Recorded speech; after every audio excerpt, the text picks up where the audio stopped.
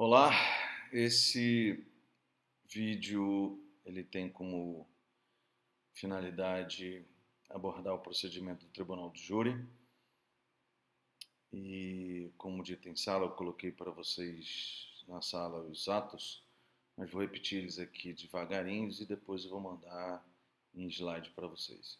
Mas a primeira fase do Tribunal do Júri, ela se divide em... Na primeira fase seria a fase preliminar, onde você teria o oferecimento da denúncia, recebimento, citação, resposta à acusação, depois audiência de instrução com oitiva da vítima, se for possível, claro, oitiva testemunhas de acusação, de defesa, oitiva do perito, a cariação entre elas,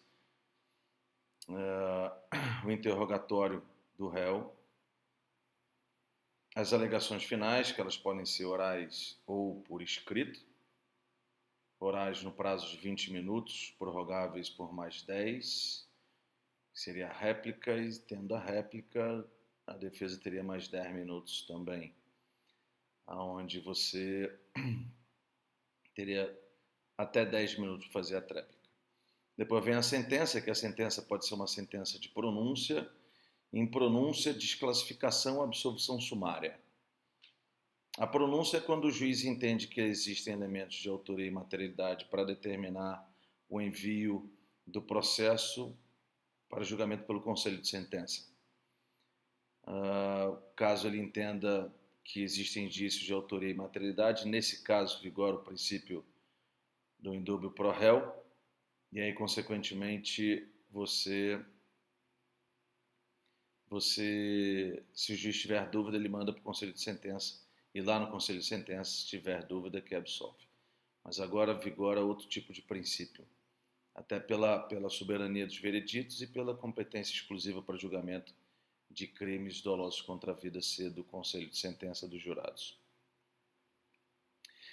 Indo para o Conselho de Sentença, e foi aqui que a nossa aula terminou, então dando prosseguimento a ela, indo no Conselho de Sentença, nós temos a intimação das partes para apresentação de provas e apresentação de testemunhas. Essas provas seriam as provas que não estão carreadas dentro do processo, mas que serão mencionadas quando julgamento pelo Conselho de Sentença, que é audiência em plenário. Então você tem que apresentar as provas que serão utilizadas naquele momento. E as testemunhas serão um número de 5 testemunhas. A primeira coisa importante que se tem em relação a isso é você dizer sobre a imprescindibilidade do comparecimento dessas testemunhas. Uma vez você não colocando que elas são imprescindíveis e elas não sendo intimadas ou elas não comparecendo, provavelmente o juiz não vai adiar a audiência e, consequentemente, a audiência acontecerá e você não poderia argumentar nulidade absoluta pela ausência de intimação ou ausência de oitiva da sua testemunha. Então é necessário, quando você for intimado por esse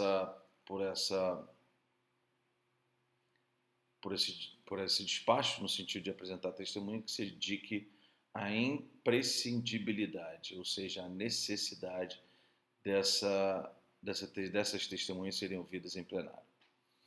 Feito isso, passa para a intimação da audiência em plenário. Essa intimação dessa audiência em plenário, ela é feita de forma pessoal, certo?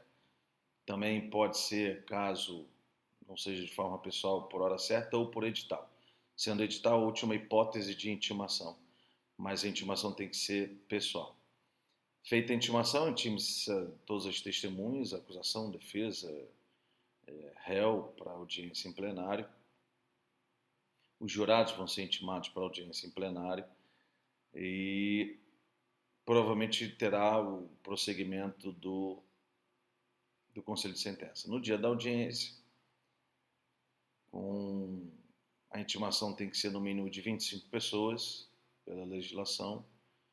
Tem determinados juízes que intimam mais do que isso, 30, 35, enfim, não há uma necessidade, mas pela legislação teria que ter uma intimação de no mínimo 25 pessoas e o julgamento no dia do julgamento, para a abertura da audiência, eu tenho que ter no mínimo 15.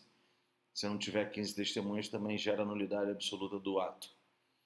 Então, tendo 15 pessoas para formar o conselho de sentença, abre-se a audiência pegando o nome das pessoas que irão compor o conselho de sentença, coloca tudo numa urna e faz um sorteio dessas pessoas, dos nomes dessas pessoas. Esse sorteio ele é de forma aleatória, na hora que o juiz o sorteia, sem saber quem é que vai ser sorteado. Na hora que ele faz o sorteio, a pessoa se levanta, se identificando quem é, e aí ele pergunta para a acusação se a acusação deseja continuar deseja aquela pessoa como fazer parte do conselho de sentença.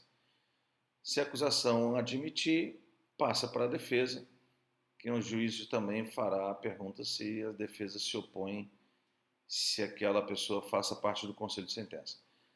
Tendo a acusação e tendo a defesa manifestado seu interesse de ficar com aquela pessoa, ela forma o primeiro jurado do conselho de sentença, até chegar ao número de 7.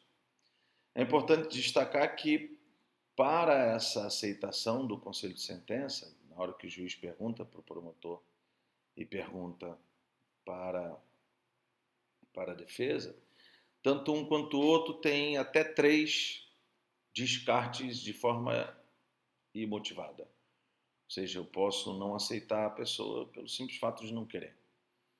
Então, o descarte é imotivado. Tem 3 de cada lado. E motivando quantas pessoas forem necessárias ou quantas motivações existirem e que sejam plausíveis dentro das previsões legais, suspeição, impedimento, ou os jurados que compõem fazem parte da família, enfim, são tios, são irmãos, pai e filho, não podem fazer parte do mesmo conselho de sentença. Formado o conselho de sentença, passa-se a audiência de instrução com a oitiva da vítima, claro, se existir, né? Pode ser um crime de tentativa de homicídio doloso, passa-se a oitiva da vítima, depois você vai para a oitiva das testemunhas de acusação e defesa. Se tiver perito, oitiva do perito, a cariação, se algum deles estiverem mentindo, coloca um de frente para o outro para saber quem está mentindo. Reconhecimento de pessoas e de coisas. O interessante é que essas etapas elas não obrigatoriamente são nesse sentido, né? A única coisa que se deve atentar é que a defesa sempre falará por último em todas as situações. Então, na hora que eu tiver uma pergunta para a vítima, a acusação pergunta e depois a defesa vai fazer uma pergunta. Nas horas de testemunhos de acusação é a mesma coisa, primeiro a acusação pergunta, depois defesa. Mesma coisa o perito. O único momento que inverte essa possibilidade de perguntas é na oitiva da testemunha de defesa, que aí nesse caso quem começa perguntando primeiro é a defesa e depois a acusação pergunta. Até por critério lógico. Em relação ao interrogatório do réu, também começa primeiro a acusação perguntando e, por fim, a defesa faz a pergunta.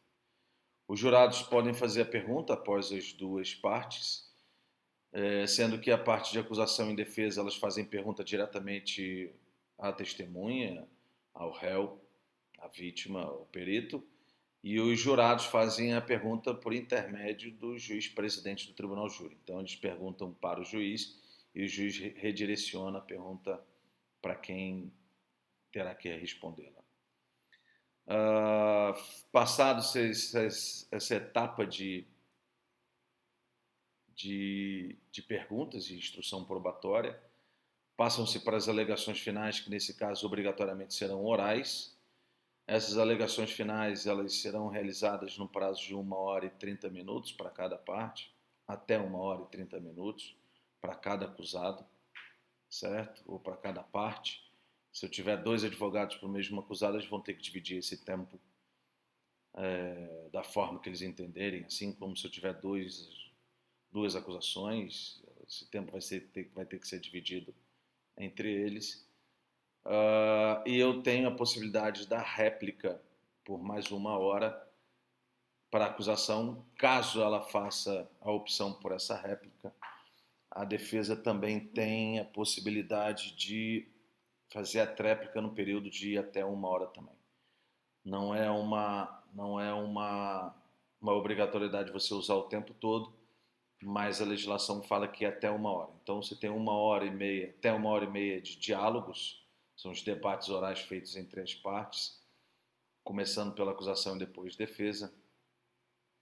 Posteriormente a isso, você passa a réplica de até 1 hora e a tréplica de 1 hora. Terminados os debates orais, o juiz atento às fundamentações das partes da acusação e da defesa, realizará os quesitos pertinentes ao caso em concreto, sobre autoria, materialidade, sobre causas de aumento e diminuição de pena, matérias de defesa, negativa de autoria. O juiz passa a fazer uma análise desses quesitos, faz a formulação dos quesitos e, consequentemente, passa para as partes, para elas verificarem se está dentro da tese ocasionada, fundamentada por cada uma delas. Feita essa aquisitação, eles passam para uma votação. Se tiver disponibilidade de ter uma sala fechada, há uma preferência para que isso seja feito numa sala fechada, longe do plenário, porque o plenário é aberto ao público, consequentemente podem ter outras pessoas. Caso não tenha essa sala fechada, as pessoas que estiverem dentro do plenário, elas vão ter que sair do plenário, elas vão ser retiradas do plenário, ficando somente a acusação, defesa, juiz, servidores e o conselho de sentença, bem como o acusado. Todos são retirados da sala de audiência para essa votação pelos jurados. São distribuídas as fichas de votação, uma dizendo sim, a outra dizendo não. Interessante que apenas nessa parte da nossa legislação, as decisões, que nesse caso é uma decisão proferida pelo judiciário, que tem a competência para julgar, ela não precisa ser fundamentada, é só sim e não, é o critério do conselho de sentença. Então eles distribuem 2 cédulas, uma contando do sim e a outra contendo o não para cada um deles. O juiz vai fazer a pergunta relacionada aos quesitos, sobre autoria, materialidade, enfim, falei anteriormente. E ele vai passar primeiro a primeira urna contendo as cédulas de respostas dos jurados. Cada um vai ter que escolher entre sim e não e vai depositar a sua resposta ali dentro daquela urna. E logo em seguida passa uma segunda urna que seria com os descartes dessa votação. Quando a cada uma dessas perguntas, dos quesitos, o juiz vai fazer isso em todos eles, até terminar o julgamento como um todo. E aí ele passa a votação, e ele vai retirando as cédulas de voto, primeiro da urna, que é a urna votante, ele vai tirando essas cédulas e vai contando. Atualmente a nossa legislação determina que essa contagem seja feita até o número da maioria. Como são 7 jurados, ele vai contar até 4. Então, se tiverem 4 votações sim, ele para ali a votação, verifica se contém os outros votos dos outros jurados, verifica a sua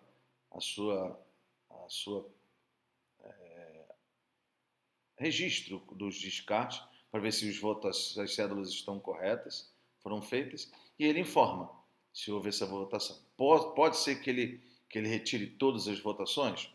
Pode. É possível, Se de repente eu tiver três cédulas sim, 3 cédulas não, ele vai tirar a 4ª cédula, formando o 7º voto, e aí demonstrando uma votação de todos. Mas atualmente ele vai tirar apenas a quantidade de votos até chegar na maioria dos votos, que nesse caso a maioria de 7 seriam 4. Então, bateu 4 votos, ele para de contar, confirma com os outros dados, com as cédulas dentro do votante e com as células dentro do descarte para verificar que está certo. Feito isso, ele repassa novamente para a nova quesitação, para a nova pergunta. Terminada toda a quesitação, ele passa as partes, vai depender também de cada judiciário em relação a isso. Tem judiciário que já retorna